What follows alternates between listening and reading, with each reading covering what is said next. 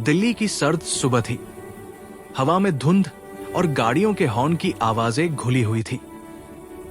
Connaught place के पास सड़क किनारे चाय वाले की भाप उठ रही थी। उसी भीड़ में नीले रंग की एक स्कूटी धीरे धीरे ट्रैफिक से निकल रही थी।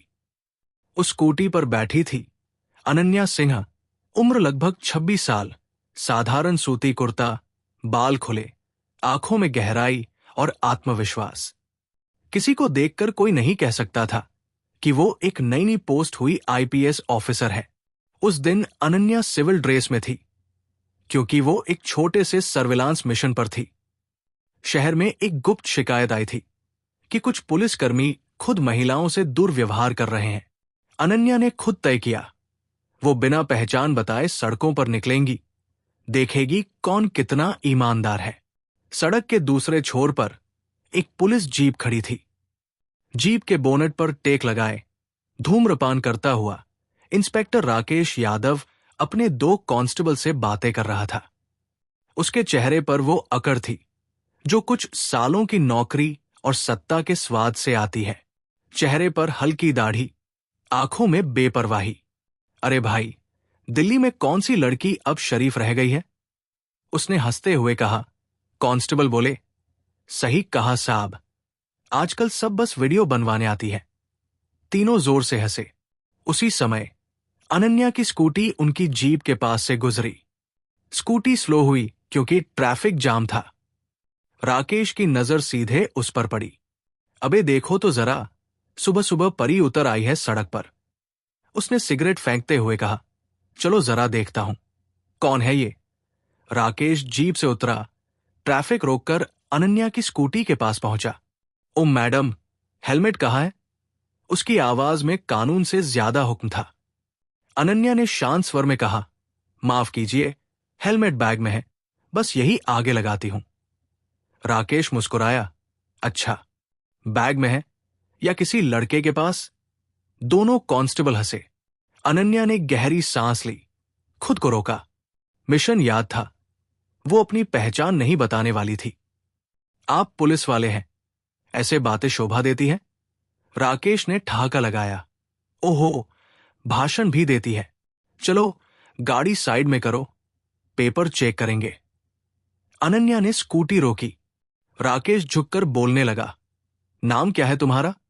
अनन्या, उसने कहा। कहाँ रहती हो? यही राजेंद्र नगर में। राकेश की मुस्कान में अब शिकार का भाव था। देखो मैडम, हेलमेट नहीं, पेपर नहीं, और एटीट्यूड आसमान पर। चलो थाने चलते हैं। कांस्टेबल ने बीच में कहा, साहब छोड़ दीजिए, छोटी गलती है। राकेश गुर्राया, तू नौकरी सिखाएगा मुझे?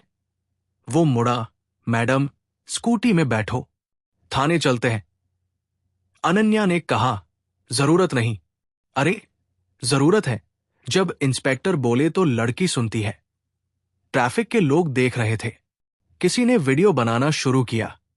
राकेश ने कहा, वीडियो बनाओ बनाओ, ताकि पता चले कानून कैसे चलता है। वो अनन्या के और पास आया। उसकी आंखों में अब घमंड था, सत्ता का नशा। तुम जैसी लड़कियां सोचती है पुलिस से ऊपर है? अनन्या की आवाज ठंडी थी। नहीं, बस कानून के बराबर हूं। राकेश ने हंसते हुए कहा, बराबर? तुम तो आधी जानकारी भी नहीं रखती कानून की। चलो थाने। उसने कांस्टेबल को इशारा किया, जीप लाओ। कुछ पल के लिए हवा रुक सी गई। अनन्या ने अंदर से खुद को संभाला। उसकी आंखें अब स्थिर थी। ठीक है, उसने कहा, चलती हूं, लेकिन पहले आप मुझे अपना बैज नंबर दिखाइए। राकेश चौंका, क्या? कानून के अनुसार जब आप किसी को हिरासत में लेते हैं तो पहचान दिखाना जरूरी है। राकेश हंसा, ओहो, देखो भाई, ये तो कानून पढ़ी हुई निकली। कांस्टेबल हंसे, पर धीरे धीरे उनकी हंसी थमने लगी, क्योंकि अनन्या का चेहरा अब बहुत गंभीर था। आपका नाम राकेश यादव, पोस्ट इंस्पेक्टर, करोल बाग थाने। राकेश ने आंखें सिकोड़ ली। तुम्हें कैसे पता? अनन्या ने जेब से छोटा सा कार्ड निकाला। IPS Anya Singh, ministry of home affairs. Rakesh के चेहरे से रंग उड़ गया। मैडम, उसकी आवाज फंसी। हाँ इंस्पेक्टर, अनन्या ने कहा, अब थाने चलते हैं, लेकिन आज पूछताछ मैं करूंगी। आसपास भीड़ जमा हो गई थी। कैमरे ऑन थे। कांस्टेबलों ने एक दूसरे की ओर देखा। किसी की हिम्मत नहीं हुई कुछ कहने की। राकेश ने बोलने की कोशिश की। मैडम, वो मैं तो बस मजाक में। मजाक? अनन्या ने बीच में काटा। बीच सड़क पर महिला का अपमान मजाक आपके लिए? आप जैसे अधिकारी ही पुलिस की छवि खराब करते हैं। लोग कानून से नहीं, आप जैसे लोगों से डरते हैं। उसकी आवाज ऊंची नहीं थी, पर हर शब्द चाकू की तरह कटा हुआ था। थाने में उस दिन एक अलग सन्नाटा था। अनन्या ने पूरे केस की रिपोर्ट लिखवाई और सीनियर एसपी को कॉल किया। राकेश वही खड़ा था, सिर झुकाए। मैडम, मैं माफी चाहता हूं। गलती हो गई। गलती नहीं, सोच गलत है इंस्पेक्टर। अगर आज मैं आईपीएस न होती तो शायद आप किसी और को भी इसी तरह अपमानित करते। राकेश की आंखों में अब डर के साथ पछतावा था। मैडम, मेरी बेटी आपकी उम्र की है। अनन्या बोली। तो सोचिए, अगर कोई आपकी बेटी के साथ ऐसा करे तो कैसा लगेगा? उस दिन शाम को जब सूरज ढल रहा था, अनन्या थाने से बाहर निकली। राकेश ने आकर सिर झुकाया। मैं सस्पेंशन के लायक हूं, पर धन्यवाद, आपने मुझे जेल नहीं भेजा।